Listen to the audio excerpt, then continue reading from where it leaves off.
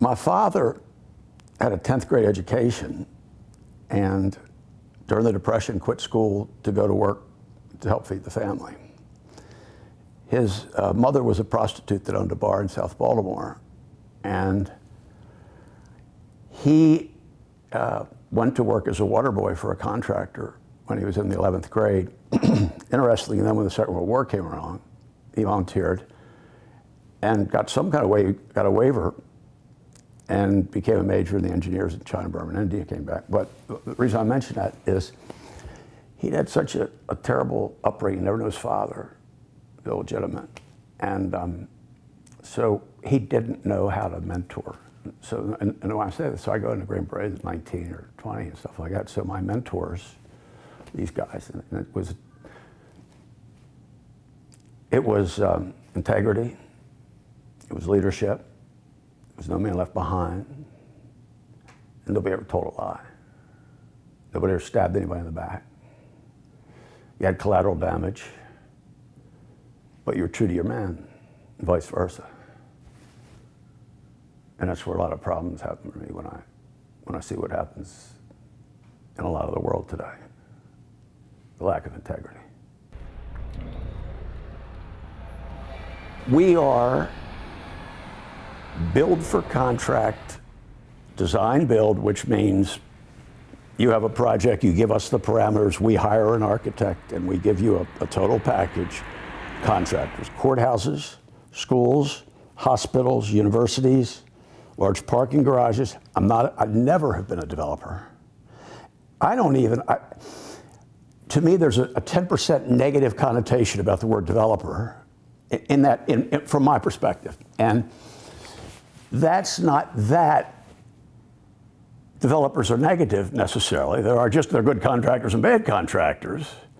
But a lot of time a developer is thought of as a carpetbagger / raper and pillager. And a lot of it depends on the individual's motivation and the show me type thing, not just the lip service. Now, interestingly, development as it relates to ourselves in Chestertown, 2 years after moving here, I kept my boat at the old the Chestertown Marina, and Lee Riley became a good friend of mine down there. I had this little ski boat from when I was up at Deep Creek Lake, and I'd sit in there and BS with him, and he'd have oxygen in his mouth and spoke in these Pall Mall Straits. I really got to like the guy. Well, he had 2 contracts fall through he was selling, and I knew his health was going downhill. So the last one was a developer that wanted to put 14 units in there, which he had by rights for. And I'm saying to Lee, what's going on? He said, oh, God, the guy pulled it on me, and I said, well, what would you sell the place for cash, 30 days? He said, it's $1,450,000, $1,425,000. I said, I'll buy it from you. And went ahead and did it. Most I've ever known about a marina is running a 14-foot or 20-foot craft ski boat up at Deep Creek Lake. So the appraisal at that time was $700,000. But I knew, even though I was a rookie in this town, I said, this would be a travesty if this place ends up with a developer and ends up being developed and you lose the only access to the river. The old wharf came about, I guess, about 2 years later, and the fellow Linville that owned it contacted me from Hawaii, and it really made sense to join those properties. Originally, that had been separated. That all had been one parcel, and I think it was Bobby Strong had it. So we technically overpaid for both those properties, but it was an assemblage. Well, what I found, there were 2 other parcels. There was a Delmarva parcel that was on a month-to-month lease that the marina had half of and the restaurant had half of. Well, at a whim of Delmarva, they could have negated that lease, and at that point, the old wharf had 11 parking spaces. And unless they had the marina, they were out of business, or there's going to be a brouhaha with trying to park on the street, number one. And then Will Williams' building came available, and that only made sense. That had been owned by Strong at one point in time. That's the beige building there. That was the thought process. And even though I felt like I know I overpaid for it at the time, it was something that had to be done, in my mind. I wanted to have something where the splintered development that I've seen happen in the short time I've been here, or had been here, that somebody wasn't able to come in and cherry pick that stuff, and then everybody has something that's really got a little bit of something, but there's no synergy, or it's not symbiotic by virtue of guys putting up a fence because you're too close to his lot line or something. I'm in my office one day, this is when we were on Washington Avenue in Bo Figge's building, and a lady walks in, Mrs. Hickman, I think her name was, and owned the building. And she's got a religious book with her, and she said, "Mr. Kirby, God's brought me to you." Oh my. I said, "Yes, ma'am. He's told me that you should buy my building." And I didn't know what building she was talking about. But she was a really nice gal. So I said, "All right, well, why don't we walk where?" "Oh, it's over there." So I walk up there with her, right? I didn't know. There's another thing like the marina, right? I didn't know. I think I paid $900 and some thousand for it or something. I don't know. And I said, "Yeah, I'll buy it." So I said, "Tell you what, I'm a man of my word now." I said, "You want to sell it?" I said, "We got a deal." I said, "Now, I know that my little bit of experience with lawyers is there's an offer, there's acceptance, there's consideration. You made an offer, I accept, here's a $100 bill, we got a deal." Well, when the contract came back in about a week later, I'd bought $20,000 worth of old parts up on the second floor in addition to my deal, right?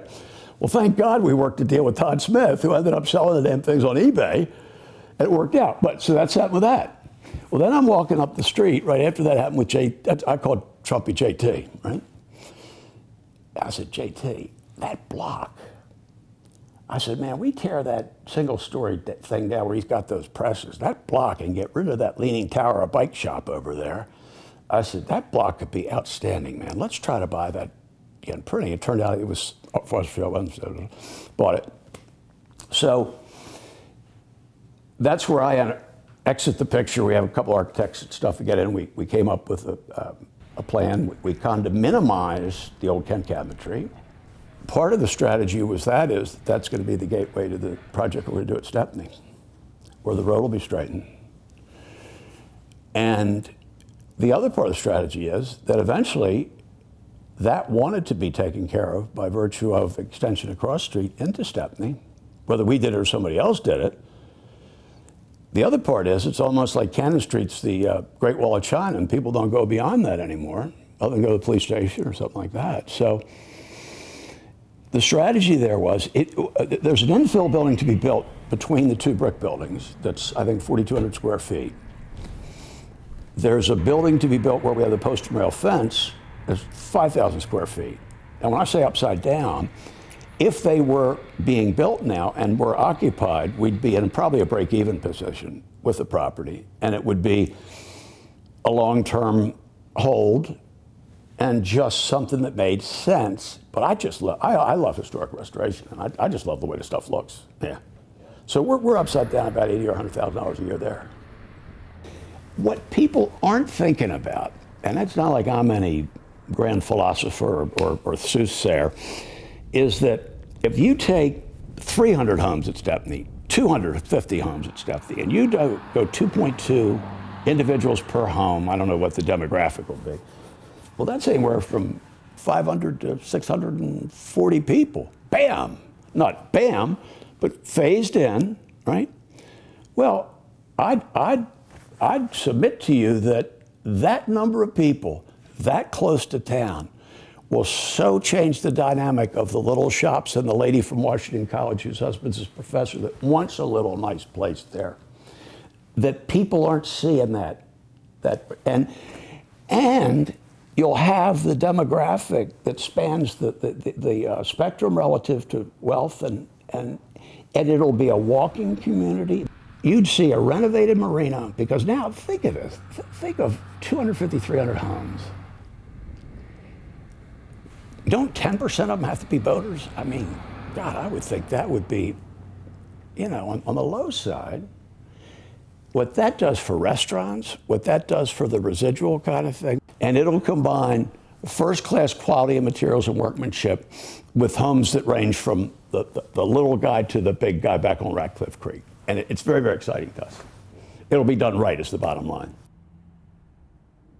Anything that I've done here has been, in my opinion, and I don't want to sound cavalier, to try to make this better from my perspective.